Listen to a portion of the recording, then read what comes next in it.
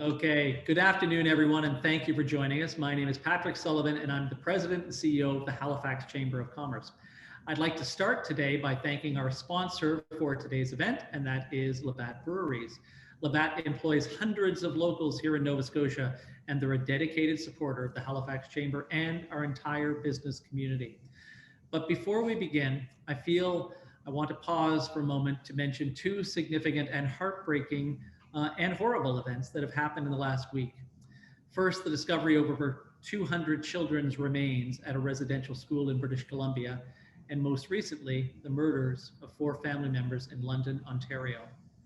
It's important that we recognize that this is not a part of a dark chapter in Canadian history.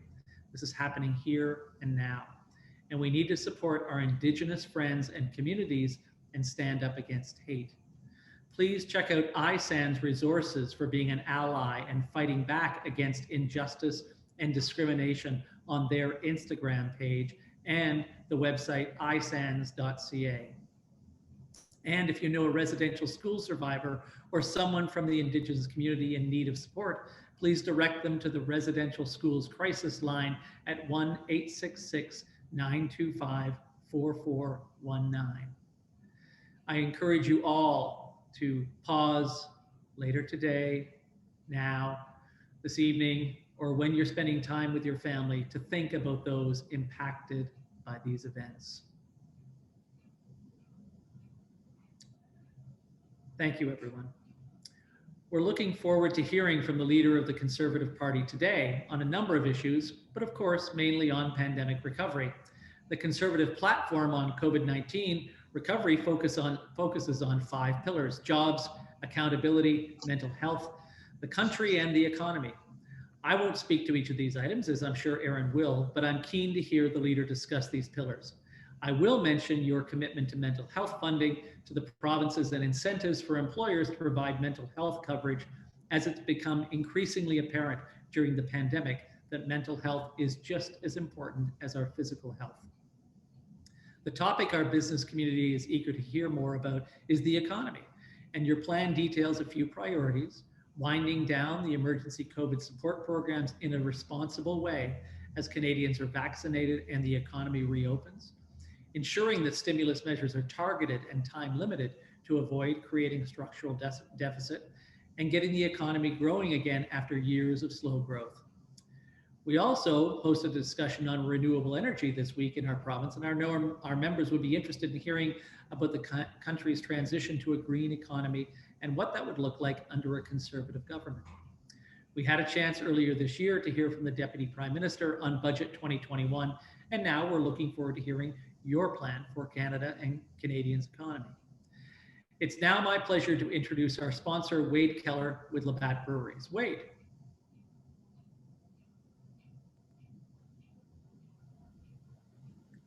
Thank you, Patrick. It's my honor to be here today on behalf of Labatt Breweries, proud owners of the Oland and Heath Breweries in Halifax. We'd like to thank the consumers who continue to make us their #1 choice when buying beer. We know people have many different options, and we never take that support for granted. Patrick, congratulations to you and the team at the Halifax Chamber for your leadership over the past 15 months. Your advocacy and willingness to offer thoughtful and necessary advice to various levels of government is appreciated by your members. We are looking forward to hearing from the Honourable Erin O'Toole as he outlines his plans for a post-pandemic Canada. Hopefully, the worst is behind us when it comes to the health and safety of Canadians, but we know there are many economic and social challenges for businesses and individuals in the months and perhaps even years ahead. At Labatt, we have joined with other Canadian businesses through our Together Again campaign, encouraging people to get vaccinated so the recovery can begin in earnest. Hopefully, it will mean the resumption of travel throughout our country, and Mr. O'Toole can be here to address all of us in the same room. I've heard him speak many times of his fondness and connection to our province. Thank you again to the Chamber for hosting today's event. Now here to formally introduce Mr. O'Toole is Tara Erskine. Thank you, Wade. Hello, everyone. My name is Tara Erskine. I'm a lawyer with the Coast to Coast Labor and Employment Law firm of Matthews Dinsdale. I'm very honored to be here today to introduce my friend, Erin O'Toole. Many of you know Erin and his deep connections to Halifax and to the province of Nova Scotia. You may not know a whole lot about him with respect to his other achievements in life. Erin has had a life of service. He was born in Montreal, Quebec, and he grew up in Bowmanville, Ontario. He enrolled in the Royal Canadian Air Force when he was 18, and he went on to attend the Royal Military College in Kingston. During Erin's time with the Royal Canadian Air Force, it took him across Canada. He completed basic training in Chilliwack, BC. He completed French training. He earned his wings in Winnipeg, Manitoba. And then he was posted to CFB Shearwater in Halifax, where he served out of Shearwater as a tactical navigator on Sea King helicopters. And as part of that work, Erin participated in search and rescue missions. After 12 years of service with the Canadian military, Erin retired and attended Dalhousie Law School. Erin spent the next decade working in the private sector as a corporate lawyer. He is a founding member of the board of directors for the True Patriot Love Foundation, a charity that serves veterans and military families across Canada. Erin has been elected to represent Durham 3 times, first in 2012 in a by-election, then in 2015, and again in 2019. He served as parliamentary secretary to the Minister of International Trade before becoming Minister of Veterans Affairs, a beleaguered file that he successfully turned around within 10 months at the end of the Harper government. After serving as the Conservative Shadow Minister of Foreign Affairs for 2 years, Erin is now the leader of Canada's Conservatives. Erin is married to Rebecca, who is from Nova Scotia, and they have 2 children, Molly and Jack. And for those of you on Instagram, he also has a very popular dog, Wexford, with his own Instagram profile. So please welcome me in welcoming Erin virtually to Halifax, the Honourable Erin O'Toole. Wow, thank you very much, Tara, and it's great to be with you and great to be introduced by a great friend. You were a little ahead of me in law, and Brent, your partner, was a little ahead of me at Shearwater, and I'm fortunate to have your friendship and counsel. And I want to start off by also congratulating Halifax Mayor Mike Savage. He'll do an outstanding job as chair of the Federation of Canadian Municipalities Big City Mayors Caucus. Mike left Ottawa just before I got there, but I've appreciated his family's commitment to public service from my time living in Halifax. My time in Halifax changed my life, and I remain a Haligonian at heart. As Tara said, I served at 423 and 406 squadrons in Shearwater within the HRM, and it was at the Halifax Mooseheads Military Appreciation Night game that I met a beautiful King's College student from Fall River and was completely smitten. Rebecca and I were married at St. Mary's Basilica, bought a fixer-upper in the historic Hydrostones. I probably couldn't even afford a home there now. And I transferred from the regular forces to the reserves to attend law school at Dalhousie, Canada's finest law school. Rebecca then helped put me through school by working on Tall Ships 2000 and later as one of the organizers of the 2003 World Junior Hockey Championships hosted by Halifax and Sydney. Very, very proud of Halifax and of Nova Scotia. When we moved to Ontario following my graduation, we promised our Nova Scotia family that we'd come home at least twice a year. And that was the case until COVID. So myself, Rebecca, our kids are some of the most anxious Canadians to see the end of the Atlantic bubble. But until then, I'm thankful to have the opportunity to discuss our economic recovery virtually. As leader of the opposition, I have a job to do to hold the federal government to account. With high COVID cases throughout the winter and spring and third wave, tight restrictions across the country, we're all frustrated to see Canada fall behind many of our peers in world vaccine deployment. Our failure to domestically produce a vaccine and our slow vaccine rollout means we are still in serious restrictions and bubbles, while many other countries are already reopened and getting life back to normal. Canada used to be a leader. We used to be champions. But under Mr. Trudeau, we've increasingly become a laggard. From vaccines to capital investment and competitiveness, every year we've been falling further and further behind. Nova Scotians deserve better. We need to see the return of Canadian optimism and ingenuity. But most of all, we need to see the return of Canadian leadership. Leadership for our citizens, for economic prosperity, and for the unity of our country. Because the future of Canada is at stake. Our country and Atlantic Canada particularly are at a crossroads. Soon Canadians will have to decide what path they want to take. The path of more of the same from the Trudeau Liberals and the other parties, more big deficits, more debt, more taxes, more scandals, and less opportunity? Or will Canadians choose a more steady and certain path to securing our future after the pandemic? As Patrick alluded to, this spring I introduced Canada's Recovery Plan, the Conservative Party's 5-point plan to secure our future. First, a Conservative government will enact a comprehensive jobs plan to recover the 1 million jobs lost during the pandemic. And we're confident we can reach that target within 1 year. Here's an example. Peter Richardson has been offering daily boat tours of Peggy's Cove since 2009. This year, he hasn't even put his boat in the water. For some income, Peter's playing a role in moving the iconic Theodore tugboat, which my kids used to love seeing, to Ontario, while Theodore is going to be seen throughout the Great Lakes and Atlantic Canada promoting our world-class marine industry. COVID is part of the reason why it's leaving Halifax. Conservatives will take immediate action in some of these hardest hit sectors. We're looking at ways to incentivize travel and tourism once vaccines are deployed and lockdowns lifted so that operators like Peter can thrive again. Hospitality, hotels, tourism, many of the main streets in the HRM and across the country will need assistance. And small businesses need programs that will provide incentives to invest in, rebuild, and even start new businesses.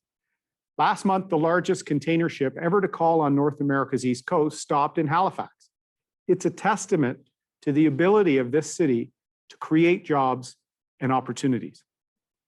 The second pillar of our plan will enact the toughest accountability and transparency laws in Canada's history. From the Prime Minister's office to the last 2 chiefs of defense staff for our military, Canadians are demanding accountability, transparency, and they want trust restored. Canadians are beginning to lose faith in our national institutions, and we must restore that faith, especially for the military families living in the HRM. I used to be one of them. Third, this last year has deepened Canada's mental health crisis. With each wave of COVID-19 in the province, Nova Scotia Health noted a dramatic spike in calls to their crisis line. Since 2019, there has been a 76% increase in young people calling the Nova Scotia chapter of the Kids Help Phone. This is a sign of the mental health pandemic within the COVID pandemic. We will introduce a Canada Mental Health Action Plan and boost funding partnerships with the provinces and with nonprofit groups on the ground for mental health care. I first became an advocate for mental health supports and healthcare after working on the crash of Swissair Flight 111 off Peggy's Cove. It was the driving reason I helped start the True Patriot Love Foundation for military families and our veterans. The faster we give people supports for their mental wellness, the faster they can get on a road back to a healthy and well life. The fourth pillar of our plan, we will ensure our country is never unprepared for a crisis again. Canada's Conservatives will make our country more resilient, reduce our reliance on countries like Communist China, and take our responsibility seriously to protect the health of Canadians. That includes enhancing domestic capacity in vaccines and in critical medicines. Finally, a Conservative government will secure Canada's economy by getting the budget back to balance over the course of the next decade. The Prime Minister wants to test an out-of-control debt plan without any real stimulus, no fiscal anchor, and with the threat of interest rate increases on the horizon. We cannot afford more of the same from Mr. Trudeau and the other parties on the left. The Ottawa knows best approach that they've had will continue to lead to ballooning housing costs, higher taxes, growing risk of inflation, and will leave millions of Canadians behind. Once the recovery starts, a Conservative government will get spending under control, and we will get the economy growing again to secure the revenue needed to pay for the government services Canadians depend on. Increasing Canada's housing supply is a critical part of that recovery. The vacancy rate in Halifax is already under enormous pressure, and the demand will grow when COVID is behind us. We are looking at ways to encourage and partner with provinces and municipalities to cut red tape and delays that add so much to the cost of homes, and also look at creating incentives for communities to build market and rental housing where people live and commute. We need to work together to make it attractive to invest in rental housing. Recently, I was also very proud to release the Conservative Plan for Climate Change and the Environment. We worked with climate change experts, modeling experts, to verify that our climate change plan will achieve the same emission reductions as the Liberal government's current plan, but will have a dramatically better job growth and investment outcome for our economy. As the father of 2 young kids, my greatest worry is failing to leave a better Canada for them. It is what drives me, and I'm sure it is what drives each of you. Nova Scotians have stepped up in outstanding ways throughout the pandemic. The Dr. Robert Strang Community Hero Award was recently given to 20 people. Among those, Athanasius Siliboy, who distributed self-isolation support packages and created COVID information in both English and Mi'kmaq for nearby communities. Susan Wright started a team to prepare and deliver takeout dinners to isolated seniors. Others came up with innovative ways to raise funds for charities and local businesses that were suffering. This type of altruism, this type of roll up the sleeves optimism showed by Nova Scotians and other Canadians throughout this crisis gives me confidence that Canada's best days are ahead of us thanks to people like that.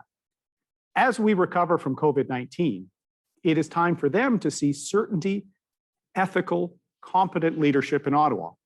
It's time for us to be champions again for national unity, for excellence, and a prosperous future for all Canadians. Rebecca and I love Halifax, and we do look forward to getting back soon as the country reopens. The Conservative Recovery Plan will help get the economy back on track in Halifax and across Canada as soon as possible to help Canadians on a path to mental wellness, economic wellness, and to secure a future for Canadian families. Thank you again, Patrick and Tara, for the opportunity, and I'm looking forward to taking your questions. Thank you, Erin. Thank you very much for that. Appreciate it. I'm very envious of your studio. My office isn't nearly as I don't have nearly as big monitors, I don't think, as you do beside you. I think it looks great. But I apologize if I look like I'm looking at you and looking at the monitor, as I have 2 monitors and questions on one side and you on the other. So I apologize for that. Well, listen, and thank you, Patrick. I've been to your offices, and my friend Rob Batherson helped host a roundtable with businesses a few years ago on trade, about 3 years ago now. So thanks for your continued advocacy. Well, no, thank you. And we certainly look forward to getting you back and frankly, everybody else as we get through COVID to welcome you back to Nova Scotia. I wanted to start out with something that I mentioned at the top of the presentation, and that was the horrific events in London, Ontario. I believe London, Ontario. Sorry, I was going to say Toronto, but London, Ontario. And I think you were there earlier this week and had a chance to sort of give your condolences, and I'm sure the condolences of many people to the leaders in the community. What can we do as Canadians to stop this horrific violence and racism as we move forward? I think we all have a role to play to make sure that there's zero tolerance for intolerance, in any form, Islamophobia, anti-Semitism, any type of bigotry. And I went to London along with all party leaders to send a message of solidarity that this is beyond partisanship, it's beyond level of government. It is a commitment that all Canadians want to make for the well-being of their community and for our country. This was an attack of terror because it was targeting a family out for a walk on a humid Sunday evening. Like that hits everyone. You can relate to a family out for a walk, and to think they were targeted because of their faith and identifiable features of their faith is horrific.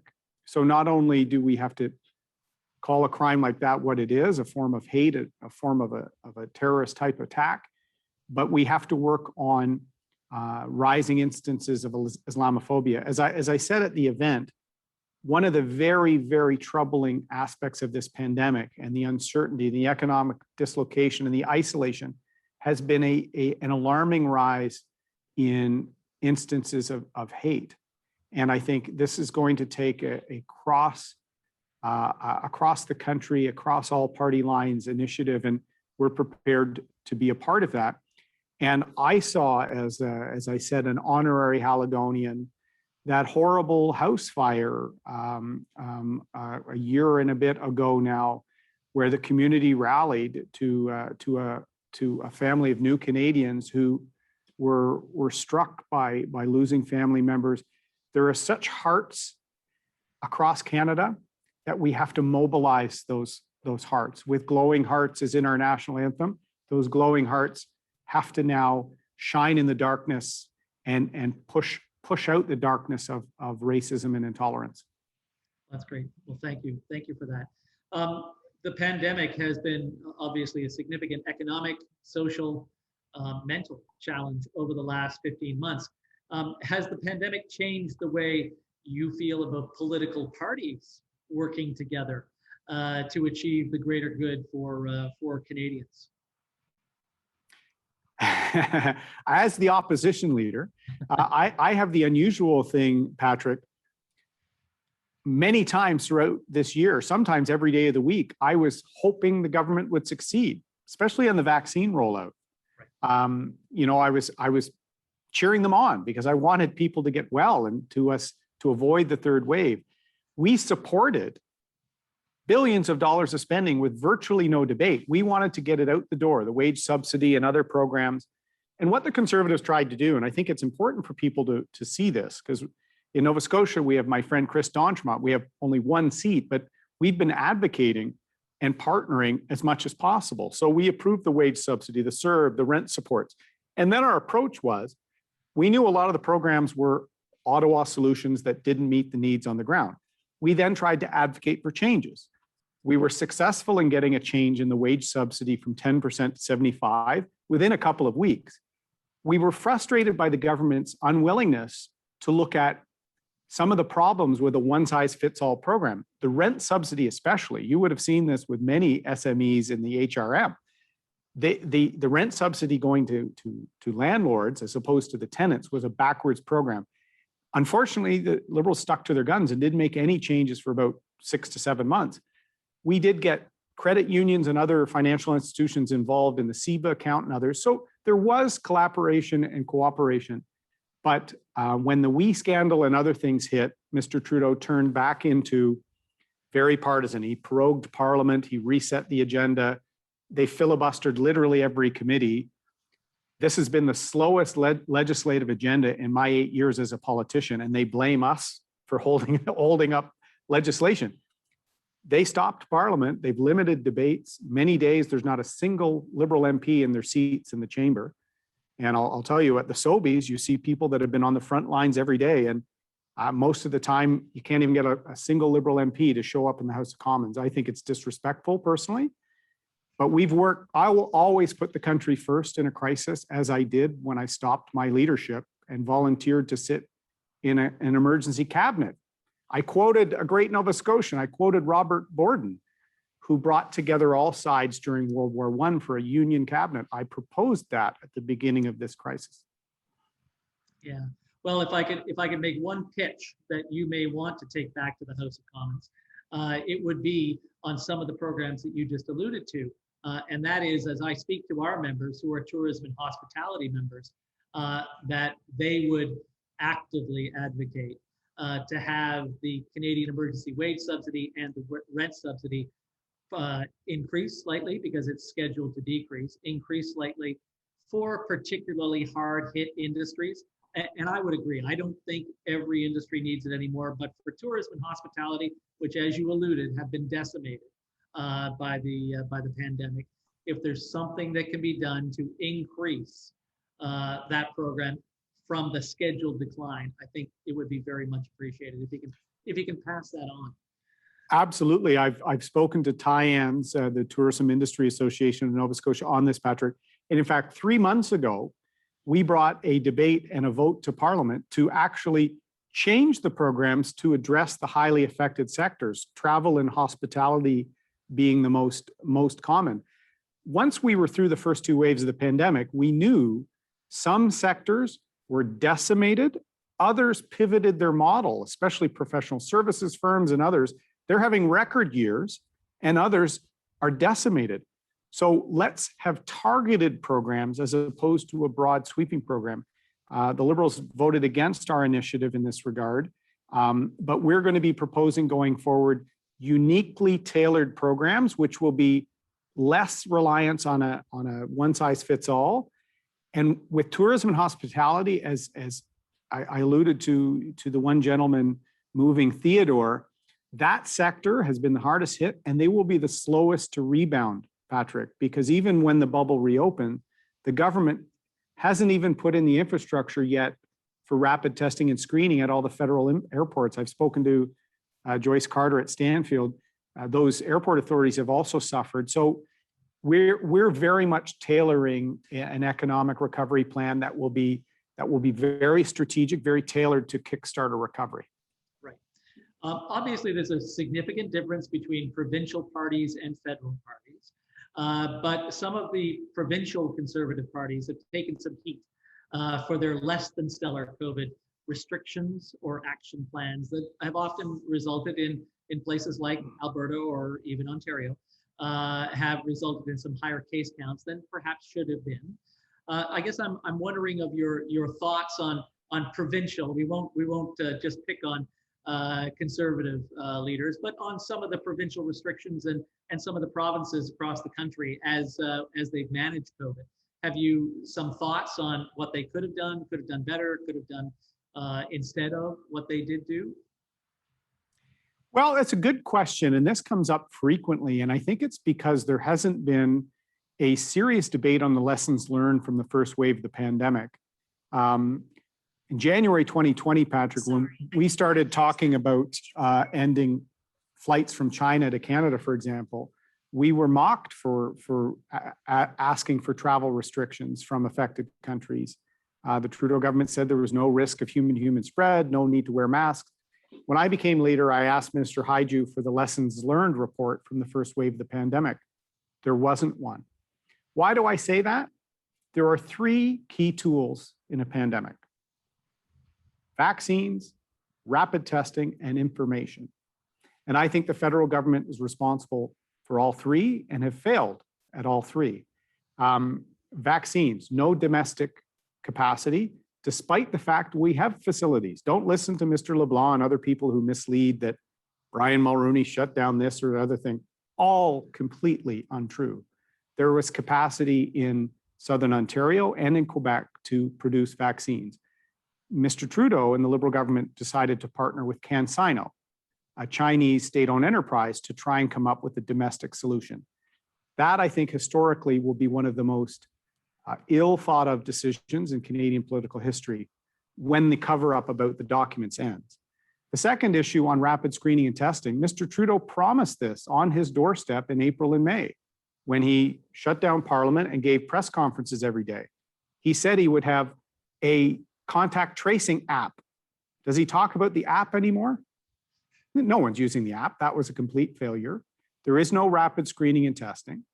The federal government is responsible for the border, for interprovincial travel, for airport authorities, for port authorities. that is a federal area of jurisdiction that they should have used to implement a screening program. School children in the United Kingdom have been self-administering rapid tests in their homes for months, and we don't have any federal leadership there. And then on the information piece, whether it's the Prime Minister, the Health Minister, Dr. Tam, NACI, some weeks they've said different things, each of them, on AstraZeneca, on dosing variants. All of this to say the provinces had to pay the price of failures on vaccine rollout. The Atlantic bubble was fortunate because you were isolated from the community spread, and there were some good decisions made in that regard. But the provinces with high community spread, once the cases or variants got in, I focus on the federal failures, and the federal failures on those three fronts are ones I will ensure never happen again.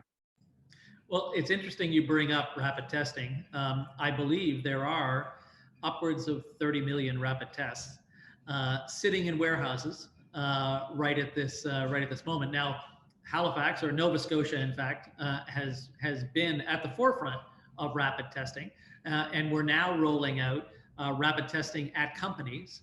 And in fact, we with CDL, Rapid Screening Consortium, are actually right now teaching over 200 companies how to do rapid tests. Sorry, I'm not on that call, obviously on this one, but teaching over 200 companies how to do rapid tests at their location. But when we look to, my son and daughter-in-law live in the UK, they receive a package of 7 rapid tests to their home every week. And every week they can do their rapid tests to protect themselves. So the federal government actually stopped efforts to make Canada a leader in rapid testing. And I haven't been able to get a clear answer on this because everything is filibustered in Ottawa. But the Creative Destruction Lab at the University of Toronto had a consortium of most of the private sector players to make us leaders in this place. But the government approved the rapid tests for use in Canada months after Europe and other countries. And remember, these are not cancer drugs. These are rapid diagnostic tests that are like an over-the-counter medical device. So Ottawa can't control everything if it's going to be slow and incompetent. So I will be looking at partnering with provinces, with universities, with private sectors to make sure that we're much more innovative, much more nimble. Well, and having the ability to have one of these rapid tests sitting on your desk and to test yourself every morning seems like a pretty good way to protect yourself, for sure. I want to dive into something you mentioned, though, which is the pharmaceutical companies. Is there, you mentioned production in Quebec and in Ontario. Did you say that you want to partner with pharmaceutical companies to actually produce vaccines in Canada? And I think it's really, I'm biased, I suppose, but I think it's really important as we move forward to do just that, so there are no shortages in years to come, as we may need to have additional vaccinations. Yes, and that's the fourth pillar of our plan: secure the country, secure our capacity, secure our self-reliance, Patrick, and to have that domestic capacity in vaccine and critical medicines, a national strategic stockpile that is maintained and ready. That had been depleted. Months before the pandemic hit, the Trudeau government had just stood down our pandemic early warning system. Now I know at the time they didn't know a pandemic was coming, but they transferred those scientists to work on vaping, believe it or not. And so we were caught completely unprepared, and I will make sure that's never the case. And this is where, hey, the military guy in me knows how to plan and to do lessons learned. But I worked for Procter & Gamble in the private sector for over 5 years in the regulated health space. We've got tremendous capacity in Canada in the life sciences. 100 years ago this year, we gave the world insulin. We've been a leader, and we have that capacity, but we've seen a very antagonistic approach from the Trudeau government to the innovative medicines industry, particularly with patented medicine pricing. Mr. Trudeau wouldn't even take meetings for years with anyone from the sector. And then in a crisis, he needed to build relationships. He went to China, that failed. And by the time he went 50th in line to all the other companies, there was a very unwillingness to work with the Trudeau government. I will make sure that Canada is a world leader in R&D and innovation. The United Kingdom had less domestic vaccine capacity than we did at the start of this pandemic. But when they set a national sense of urgency in a crisis, leadership, they delivered the outcome they needed to on rapid tests and on vaccines. So we can learn from that, and we can partner with industry to make sure we're ready in the future. Some other items in the platform, you talk about conflict of interest laws, lobbying laws, and increased transparency in government. Now, tell us more about that. Why is that a focus for the Conservative Party? Well, because we have a prime minister who has been under investigation for his personal ethical conduct 3 times. The recent reports out by the ethics commissioner were entitled Trudeau 3 and Morneau 2. Why do they have to have numbers in their name under a Liberal government? Because there's multiple investigations. And just today, if you read the Globe and Mail, the investigation into the husband of the chief of staff to Mr. Trudeau, they talk about the glaring holes in both lobbying registration and perceived conflicts for the prime minister. So the prime minister acknowledged he was in a conflict of interest from a perception level with we. We've all seen pictures of him on the stage at we. His family got $500,000 in payments. The company had, or the charity had never paid people until they started paying members of the Trudeau family. But gaps in both the ethics legislation and in lobbying legislation, you have to go over a certain threshold in the amount of work before you have to register to lobby. That is unacceptable. You know, when the We charity is so close and is able to call ministers and people directly, but because it's less than 20% of what they do, but they're lobbying on what becomes a $900 billion program, those 3 calls, even if it's only 5% of their work assignment, though that's lobbying. And I think anybody would say that it is. Right now, our laws have not kept pace with accountability. I will end that because I'll tell you, I use the military example as well. Look at the last 2 top generals in our military, both removed. The Trudeau PMO sat on a complaint from a woman serving her country for 3 years. Everyone knew about it. The prime minister claims he didn't. I guess I'll have to take him at his word, but I have serious doubts. There's a culture of cover up and entitlement that Canadians need to see a bright light shine to. So we will make sure that those gaps in lobbying, in ethics will be addressed. So on the jobs pillar, I'm gonna pivot a little bit to the jobs pillar and kind of get back a bit to the economy. The plan outlines taking action to help with those hardest hit sectors, rebuild main streets, and create new opportunities for all sectors.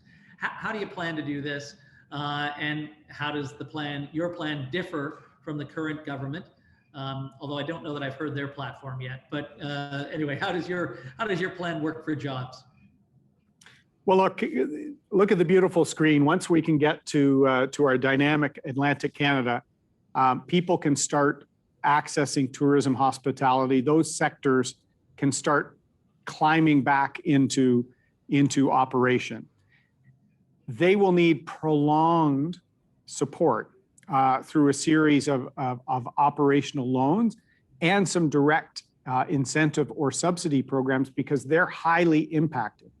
Other sectors, we can end the supports early. And in fact, we had been advocating over the last year to exclude executive bonuses, share buybacks, dividends from any company that received federal funds.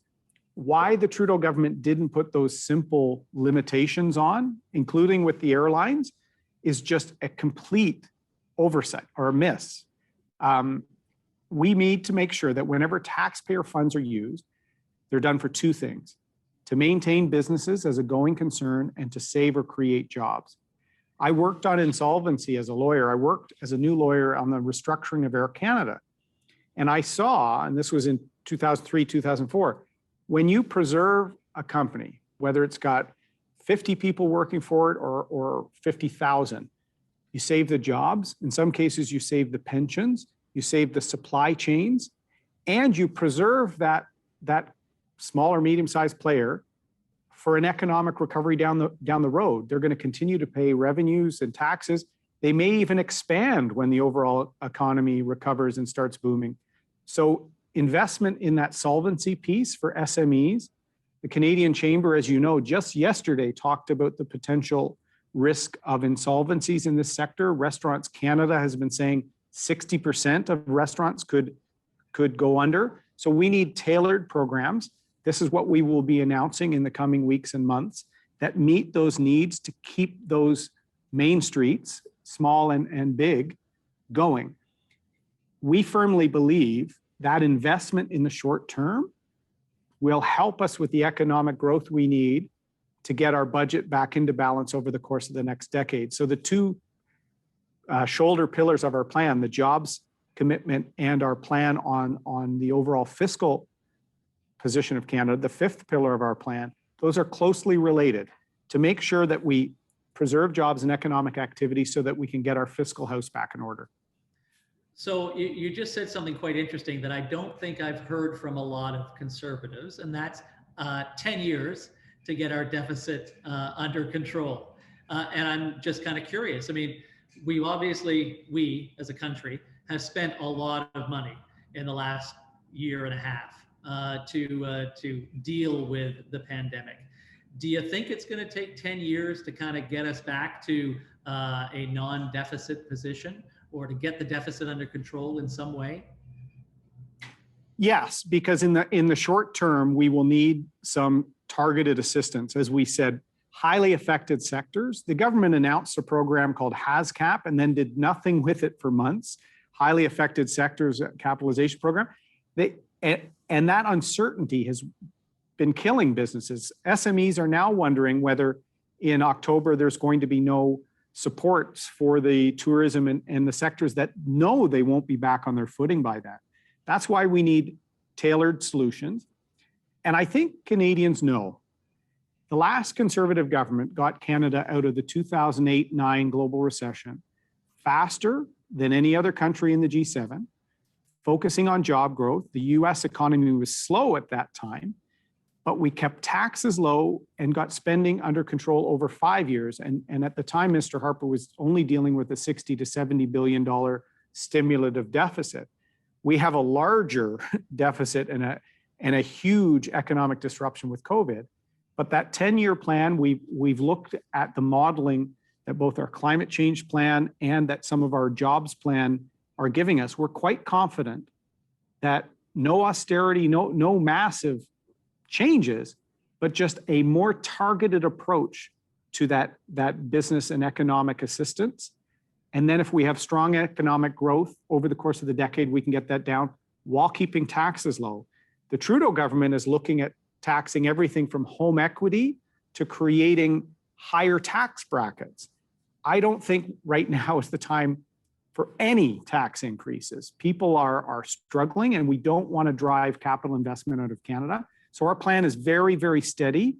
It's based on getting expenditures down in a reasonable way, dealing with inequalities, and making sure Canadians get back to work.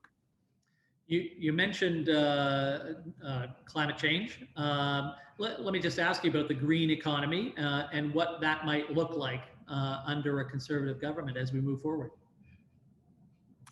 Well, I think this is something that more and more Canadians, as they get to know me, will get to know me. I consider myself a green-blue Tory, however you want to describe it. It's my 14-year-old daughter, Molly. The most important issue for her is climate change. And I've said our plan is a serious commitment to meet our Paris targets and to help get the country back to work. I worked on environmental issues as a lawyer in the private sector, both at a law firm and while I was at P&G, a company that manufactured goods in Ontario. Where we need to go is use the tax system to incentivize private sector capital into some of the green tech space. I firmly believe where there's great technologies, whether in efficiency, and I've spoken with Efficiency Canada, many of it based out of Atlantic Canada, whether it's the audit piece, whether it's emerging technology, that is best grown through the private sector. I think the government is very bad at picking winners and losers and establishing who will succeed or not. I think what we need to do is have incentives to encourage private sector dollars, whether it's flow through share structures or other items to incentivize investment. We have a very serious commitment to carbon capture, utilization, and storage technology, which is a huge potential, not only for us to lower our emissions, but then for us to sell this technology globally. Same thing with small modular reactors, same thing with the hydrogen economy. So our climate change plan, Patrick, is very comprehensive. In fact, what I launched in a couple of months ago is the most detailed, comprehensive pre-election policy document ever released in Canadian history. It's been modeled by the leading climate change firm in the country, based out of Vancouver. And it has a price on carbon, which got a lot of attention. And, you know, I got some people being critical of me, but it has a serious way to bring down emissions in the consumer and transportation space and with large emitters, but minimizing economic disruption. But it has investments in hydrogen and SMRs, in carbon capture, utilization, and storage, because then there's huge potential for us to sell that technology globally and tackle the huge emission needs elsewhere in the world, in the Indo-Pacific and other parts of the world. And we can really accelerate that by getting our emissions down in Canada. Well, and you'll have to talk to a company locally here called Carbon Cure, if you haven't spoken to them, who do an amazing job of injecting CO2 into concrete to create stronger concrete and to reduce CO2 emissions. So, and I think they just won the X Prize for many millions of dollars. So, well, they will love some of the tax policy we're proposing on CCUS. That utilization piece of carbon would be Carbon Cure. So I look forward to my next virtual tour being with them. Yes. Well, and I'm sure they look forward to actually getting you here to have that conversation. What goals would you say your platform, if I can call it a platform, has specifically for post-COVID Canada? You know, how can we get through this? God willing, we'll be through it September, October, at least, you know, through the first few waves, I suppose, although I suspect we'll have to live with COVID for a long time.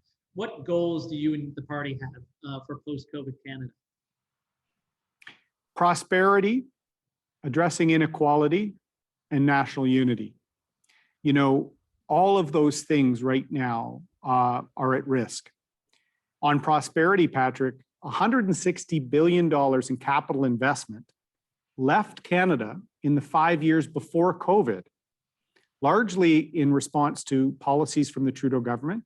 Even Warren Buffett, just at the start of COVID, pulled a multi-billion-dollar investment out of Canada after the illegal rail blockades and the Shut Down Canada movement that Mr. Trudeau wouldn't even comment on for several weeks. Right now, there's uncertainty in the private sector on whether anything can get built or done in Canada. And we're going to change that. I think Canada can be the top destination in the world for talent and investment. We can have the highest standards of ESG, environmental social governance, Indigenous participation. I just met with the Indigenous Business Circle just before our call today. I've got tremendous enthusiasm for getting Indigenous procurement and other projects up and going as part of economic reconciliation. That goes into that inequality piece. Economic reconciliation will be critical for me. I did pro bono work on Indigenous business issues as a lawyer. I think partnership, revenue sharing needs to be part of partnerships with First Nations, but also addressing inequalities in Nova Scotia. I certainly know the efforts to try and address some of those not far from where I lived in Hydrostones with Africville and the historic Black population in Nova Scotia. I think we have to make sure we address long-term inequalities. And I spoke with a group last night to make sure that as we grow our economy, let's also address some of these gaps. It's why I'm reaching out to union leaders and try and include more private sector unions and labor participants in our conservative movement, because we want them to succeed. And in the past, we've battled too much with union leaders, and we forget we both want the best for their members. So I want to build partnerships. And then the final piece is national unity. When I was in the cabinet of Mr. Harper, I was the last cabinet appointment, and I had an assignment to win back trust and faith in Veterans Affairs as a veteran. We had no national unity issues at that time 6 years ago, Patrick. The Bloc Québécois from Quebec was not an official party in Ottawa. And if you mentioned Maverick or Wexit, people would be thinking you were talking about a Top Gun movie or something. We've got major discord in this country. That's because of flawed leadership in Ottawa. And we need to restore that confidence by respecting provincial jurisdiction, building partnerships, making sure Ottawa does not dictate, but collaborates. And I have good relations with other parties and premiers of other stripes. And I'll partner with anyone, municipal leaders, who want to see their community and their province recover from COVID. And that's why I started off with congratulations to Mayor Savage. And I first moved to Nova Scotia, his late father was premier. So I have great respect for public service. We may wear different colored jerseys, but we all love the same country. That's great, thank you. And your economic outlook for Canada, if under a conservative government moving forward, what do you think that would look like? As I said earlier, I want us to be the top destination in the world for talent and investment. The talent piece is key here because we have a lot of great startups. We don't scale up enough in Canada. We see people selling or moving in terms of that talent, and we have to change that. So we have to have some smart policy on that. We have to have swifter and more effective, and I'm a big proponent of immigration and making sure it's swift, smart, and even faster. We need to actually fix the provincial nominee program and have more success for Atlantic Canada. Atlantic Canada has either flat or declining population. Some of the best universities in the country, but far too often they educate and then folks go west. When I was a lawyer in Toronto, I was part of a group called East Coast Connected, and we connected businesses in Atlantic Canada with financing options in Toronto. As Wade and the great people at Labatt know, they even sponsored an Alexander Keith's party I would host in Toronto that raised money for the IWK. I love partnering with people to do great things, and I've been a follower on projects. I've been a leader on projects. I've been a minister in government, and now I feel my style and experience allows me to be the prime minister to tackle some of these issues. And I think part of our talent, part of that immigration strategy has to be to address some of the demographic and population challenges in Atlantic Canada, which are now impacting healthcare, economic development. And so I will be a very active prime minister. The difference between me and Mr. Trudeau, he's very good at the announcements, very poor at the follow-ups. I might not have the same dramatic flair for the photos and tweets, but boy, will I make sure we're accountable to Canadians, we're ethical, and that we deliver. Well, that's great. Thank you. And I'll have to slightly correct you on one thing, which is in the last year or so, Nova Scotia has had a population increase, but it's good. It's very recent, and it's not the same picture across all of Atlantic Canada, to be fair. So when you look at the numbers in net, and what we do need, and you mentioned it, is we need more immigration. We need sort of those piloted immigration programs that will get more people to all of Atlantic Canada to help stimulate the jobs and the activity. I think if you came to Halifax right now, you'd see a big change in the skyline, since I don't think you've been here in at least the last 15 months. But I'm hoping you'll get back here soon. I'll get you to leave us with any parting comments, Erin. Well, I want to thank you for the opportunity, Patrick. As I said the last time, I did a great roundtable with some of the exporting companies in the HRM.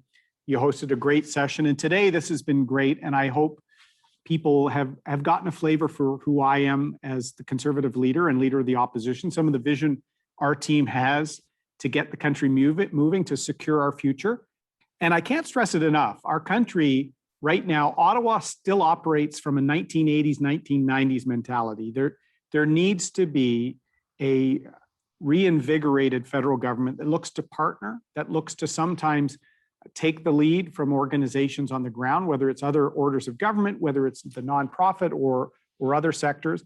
So we look at partnering. I can't get to Halifax, but look, I summered at Stuart McKelvey in one of the Purdy Wharf towers there. I can almost see my old office.